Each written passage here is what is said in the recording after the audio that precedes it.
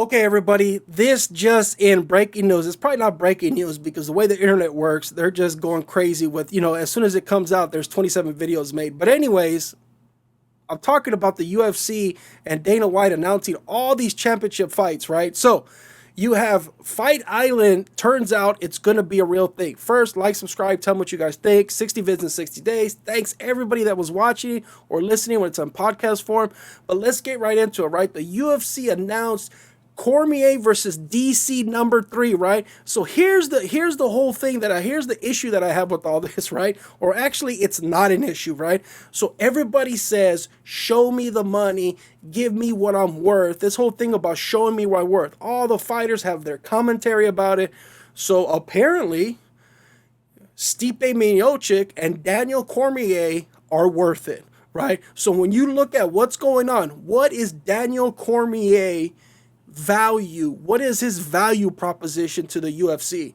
This guy does it all, right? He has a positive attitude. Of course, he probably politicked for a whole bunch of money, but Fight Island being promoted by the UFC and ESPN, dude, they're fighting like this is like movie status, right? This is movie stuff, right? Fight Island in Abu Dhabi, Saudi Arabia, I believe it is, right?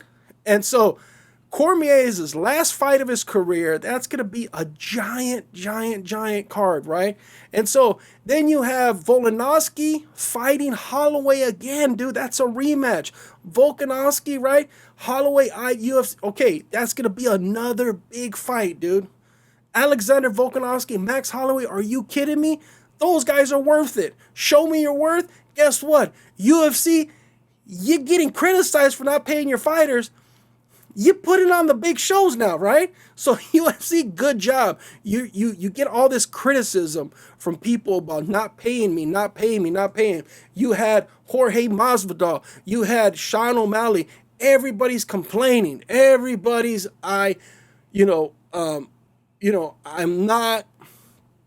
I'm not being paid enough. I'm not being respected. They're messing with my contract. Henry Cejudo says, I'm retiring. But then he goes on Joe Rogan and says, wait a minute, if you pay me the fat check, I'll come back. What I like, what Henry, here's how you do it, right? Here's how you do it. When you saw Henry Cejudo on that Joe Rogan Experience podcast, he told you a lot of his secrets, right? And this is what he told you. He's a sports entertainer. He's a prize fighter. Henry Cejudo knows how to play the game. That's top level pedigree. When you go out there and you put on a show on the mat, off the mat, that's a showman right there. That's how you show him the money. I want to see Henry Cejudo fight Sean O'Malley, right? I want to see Henry Cejudo fight Volkanovski. I want to see Henry Cejudo see if he could be the triple champ. So the winner of Max Holloway versus Volkanovski, right? Does that guy fight Henry Cejudo for a triple division winner? Henry Cejudo, is that possible? Yeah, dude. He put that into existence. He went on Joe Rogan and he squared up the deal. He put it all out there. He told people what he wanted to do. That's where people see. That's where you show me the money, right? I'm retired. He gave way to these other people to have championship level fights. And what happened?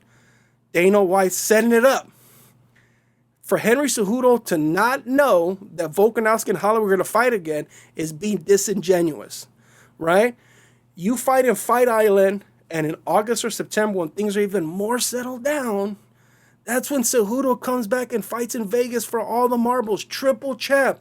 Yes, everybody wants to see that. That is newsworthy. That's front page of ESPN's website saying the triple champ wants to have 4 titles.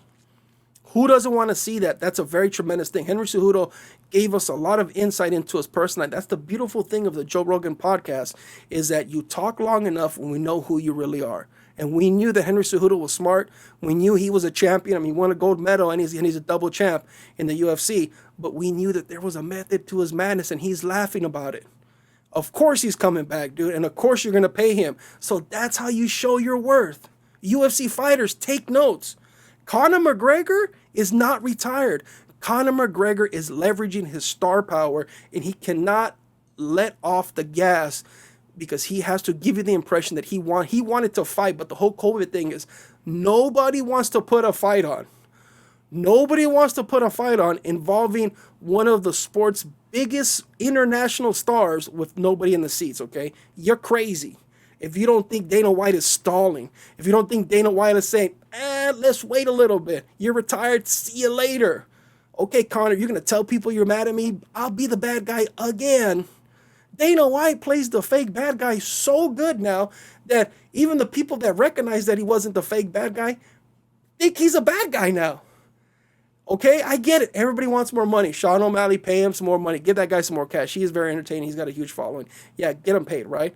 Jorge Masvidal, why is he not fighting already? Why didn't he fight Nick Diaz? Nick Diaz, what did he want? $37 trillion? The guy was, come on. The guy, he hasn't fought lately. Hey, throw him a bone. Pay him a little bit of money. Jorge Masvidal, if he beats the Diaz brothers, that'll be huge too. I want to see that fight too. But the thing is that these big fights, are you worth it? And when they pay you, nobody wants to be the victim. See, that's where everybody has the fear here, right? The management team, everybody else, when in reality, the UFC will never be the victim. The UFC itself, and that's why I don't like it when people call the UFC masters, and that's implying that the fighters are slaves. I really hate it when somebody said that in one of the comments I was responding to on Instagram or something, where somebody said the master, everybody fights with the master. Look, the UFC is not the master, okay? The UFC is what it is. It's an organization that's designed to make money. It's a company. It's in business. It showcases fighters. It's up to you as a fighter and your team to put yourself out there and leverage it. Look what Henry Cejudo did. Look what Conor McGregor did. Look what Daniel Cormier did, right? And some say John Jones didn't do enough. And I know I just brought his name up out of the blue here, but John Jones is arguably the best. This guy beats everybody, and he should have such a bigger star right now. Now, obviously, personal problems are personal problems, right? He has this issue where he just can't. I mean, he's such a wild man, right? I'm not judging him that way, but I'm saying is he's one of the guys, him and George St. Pierre give me the impression that they felt like they've been left out of the whole party. Conor McGregor is really taking advantage. Daniel Cormier got beat twice by John Jones. John Jones is the boogeyman to DC, Daniel Cormier, right? And he still has risen in popularity. He's on ESPN. He's making shows. He's commentating with Joe Rogan. This guy's always in the he's always in the UFC ether, right? He's always involved in there, right? Ariel Helwani, he's on with him. They have a show together. So that's where his worth is. He's too valuable to the whole organization as a complete package to be let go and not get paid good, right? So that's how you show your worth. Fighting, the actual match itself, it's not secondary because it is the reason why we all watch, but a strong number two is everything that you do outside of the ring to show people, to get people interested, right? Conor McGregor has 36 million followers on Instagram. Yeah, dude, if I was a brand and this guy's charging me a bunch of money to go beat up somebody and to go be a Burger King sponsor, yeah, dude. Burger King is like, we're going to move the needle. Move the needle. Sean O'Malley, when your followers get up to 10, 15, 20 million, there's going to be a difference, dude. They can't ignore you. But you have to keep winning fights, keep doing what you're doing, press the gas and run out your contract and keep being a star. Henry Cejudo got beat by Demetrius Johnson, Mighty Mouse, who was considered by most unbeatable. He got beat, and he talked about it in the Joe Rogan podcast. You should definitely listen to that Joe Rogan podcast in its entirety. It's 2 hours long, but he gives so much insight into all of the way he thinks. I have so much more respect for Henry Cejudo because of that Joe Rogan podcast, because I knew he was a smart guy, but he kind of laid it all out there for you. And it's funny because he's just laughing about it, and he's going to get paid for the next fight because he keeps going on these shows and doing these podcasts. If he keeps being relevant, then it's going to be difficult to ignore Cejudo. They're going to want him to be part of the machine because his value exceeds the price it costs to ignore, right? That's what's kind of happening. Miche Stipe, he's dealing with injuries. He's been dealing with this whole coronavirus thing. He's been helping out. So to him, there's a reason why he was out.